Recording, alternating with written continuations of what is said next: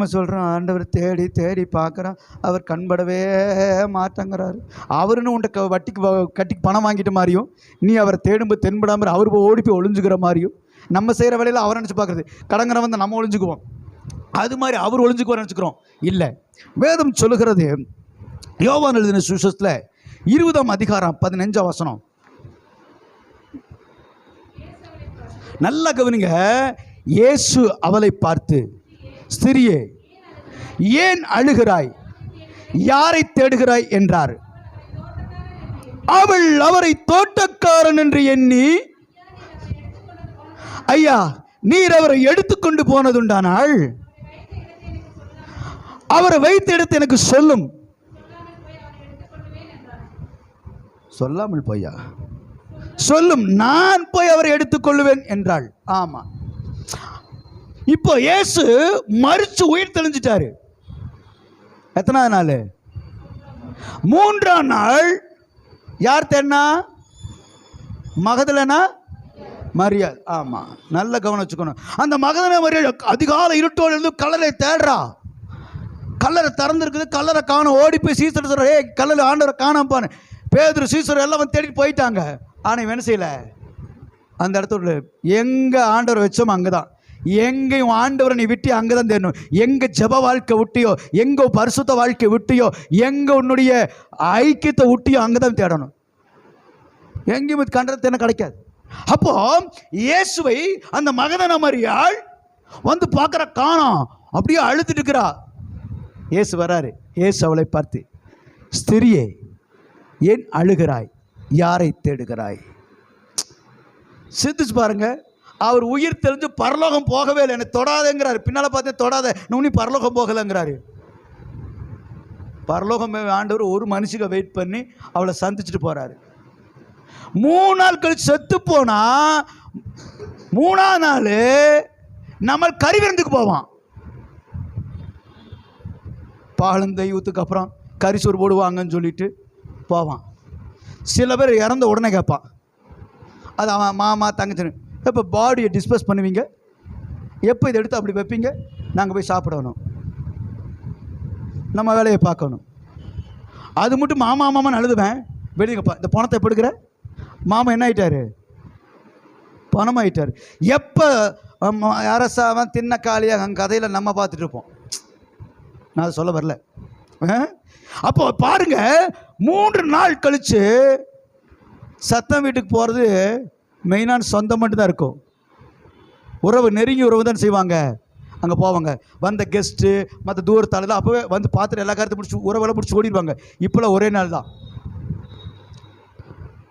நான் ஒரு நாள் ஒருத்தர் இறந்துட்டாங்க, அவங்க வீட்டுக்கு போனேன். இறந்துட்டாங்கன்னு சொல்லி ஹாலில் பார்த்தீங்கன்னா பாடி வச்சுருந்தாங்க. ஒரு ஆளை காணோம், பாடி மட்டும் தனியாக இருக்குது. நான் போய் பார்த்துட்டு, ஆண்டவரை இது என்ன, 2 பேரும் வெளியே உள்ளே போங்க அப்படின்னாங்க. நான் உள்ளே போனேன். 2 பேர் தான் வெளியே இருந்தானுங்க. உள்ளே போங்கன்னு ஜாமட்டு ஒருத்தருமே இல்லைண்ணே. இல்லை எல்லாம் அந்த சைடு டிவி பார்த்துருக்குறாங்கன்னு பார்த்தா படம் போயிட்டு படம் பார்த்துருக்குறானுங்க. பணத்தை பார்க்க வேண்டிய படத்தை பார்த்துருக்கானுங்க வீடியோவில்.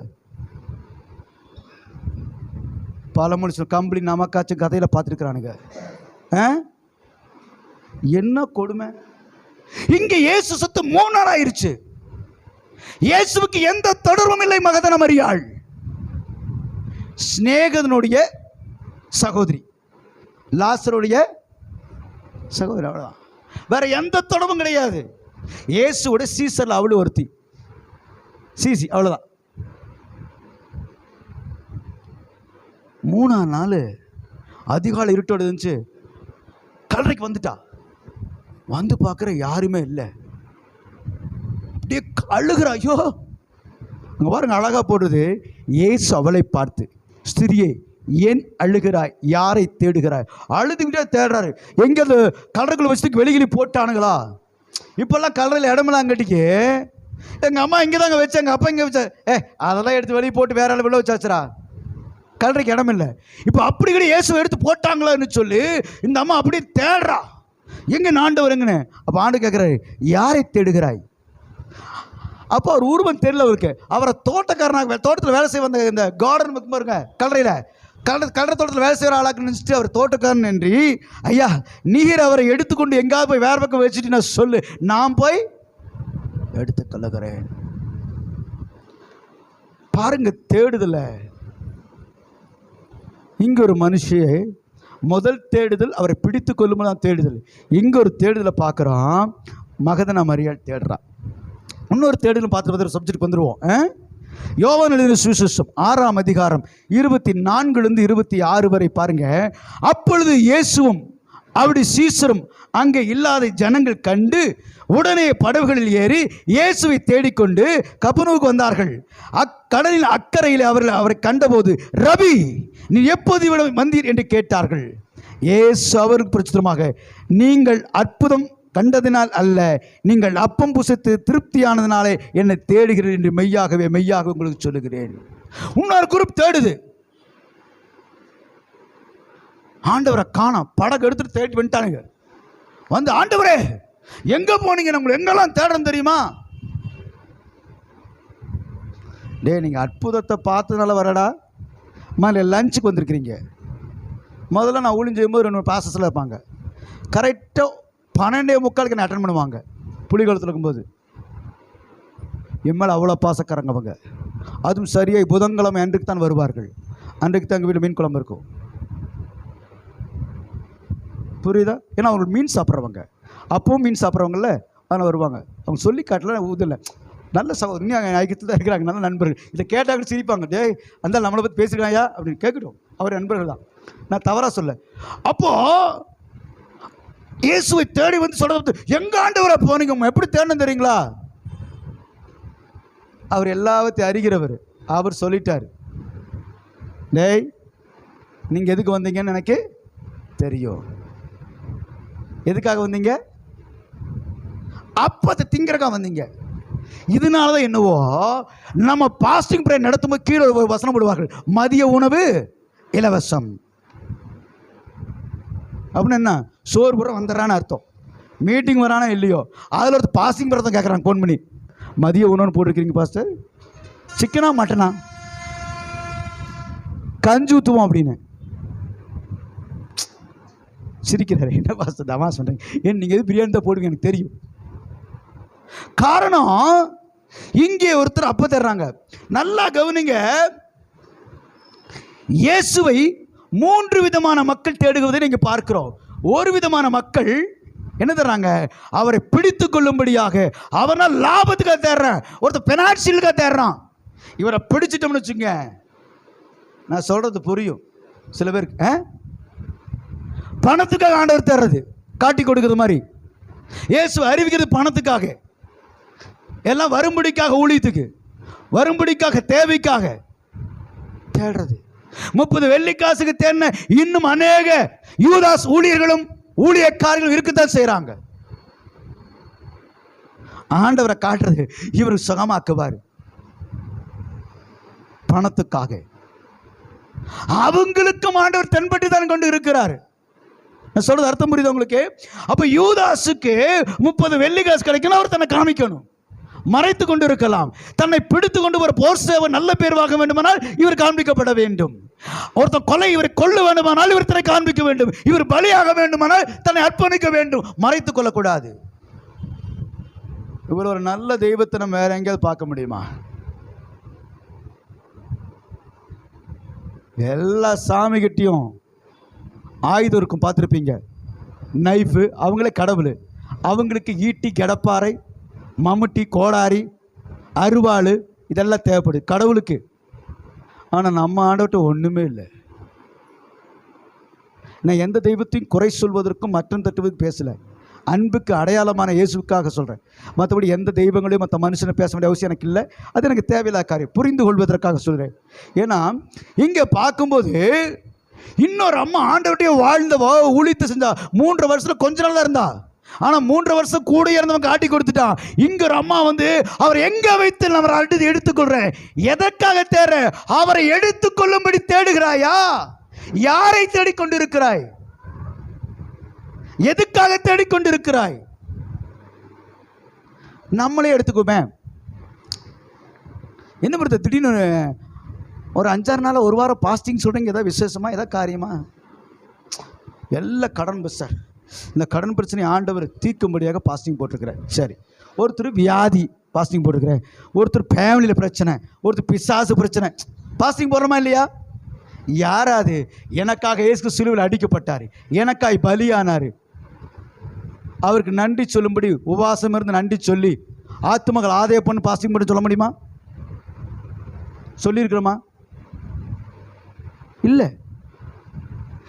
ஏதோ ஒன்று நம்ம தேடுறது அவர்கிட்ட இருக்குது, நம்ம தேடுறோம். வேலை கிடைக்கலாம் பாஸ்டிங்கு, வருமானம் இல்லைன்னா கிடையாது, ஓனர் சம்பளம் தரலாம் பாஸ்டிங்கு, எத்தனை பாஸ்டிங் ஆண்டவருக்கு புரியுதில்லை. எதுக்குடா பாஸ்டிங் போடுறாங்கிறதே தெரியாமல் அவரே பரலோகமே குழப்பமாயிருது. இதெல்லாம் ஈஸியாக கிடைக்குமே.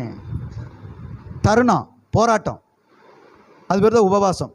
இன்னைக்கு உபவாசம் இருக்கிறவர்கள், நீ காலையில் உபவாசம் பண்ணி மதியானம் மட்டும் உபவாசம் இருக்கிற, ஒருத்தர் சாயங்காலத்தை 6 மணி 10 மணி பாஸ்டிங். இது சும்மாவே வேலை செய்யணும் சாப்பிடாமல் இருப்பான், அதெல்லாம் பாஸ்டிங். நைட் 12 மணிக்கு மேலே பாஸ்டிங், 10 மணி 12 மணி மட்டும் பாஸ்டிங், அவர் தூங்கிடுவார்.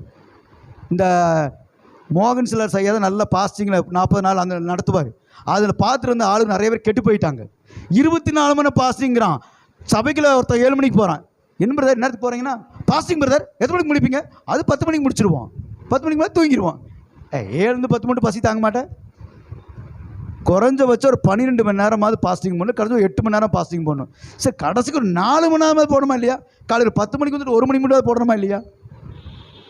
இல்லை. காரணம், எப்படி தேடுகிறோம், யாரை தேடுகிறோம், எதற்காக தேடுகிறோம், எப்படி தேடிக்கொண்டு இருக்கிறோம்? சுயநலங்களுக்காக தேடுறோமா இல்லையா? இந்த முதல்ல வந்த டீமு எல்லாம் சுயநலத்துக்கு தேடிச்சு. இன்னொரு டீமு, ஒரு லேடி வந்தா, நான் அவரை எடுத்துக்கொள்ளும்படி தேடுகிறாள். ஒருத்தர் அப்பத்துக்காக வந்துட்டான், சோத்துக்காக வந்துட்டான். பிரச்சனை வந்துடக்கூடாது, வீட்டில் பிரச்சனை வந்துடக்கூடாது, கடன் பிரச்சனை வந்துடக்கூடாது, சாப்பாடு பிரச்சனை வந்துடக்கூடாது, போய் சர்ச்சுக்குள்ளே போய்க்கலாம். சில வேலை வாய்ப்புகளுக்கு, சில தேவைகளுக்கு ஆண்டவரை பயன்படுத்தி கொண்டு இருக்கிறோம், தேடிக்கொண்டு இருக்கிறோம். எனக்கு அன்பானவர்களே, சற்று முன் சீகன் பாலக்குச்சுக்கண்ணா அவர் இந்தியாவில் வந்து என்ன தேடினார், சிறைசாலைகளுக்கும் என்ன தேடினார்? கொஞ்சம் கொடுத்துருந்தா நான் எழுதியிருப்பேன். ஒரு தேடுதல், என் ஆண்டவரை அறிவிக்க வேண்டும், என் ஆண்டவரை சொல்ல வேண்டும், ஒரு தேடுதலோடு இருக்கிறோமா? சபைக்கு வரோம், நம்ம என்ன தேடுதலோடு வரோம்? ஏதோ ஒரு தேவையில்லாமல் சபைக்குள்ள வரோம். இன்னொரு விஷயம் தெரியுமா உங்களுக்கு? வாரம் தவறாமல் சபைக்கிற ஒரே ஒரு நபர் தான் இருக்கிறார். யார் அவர்?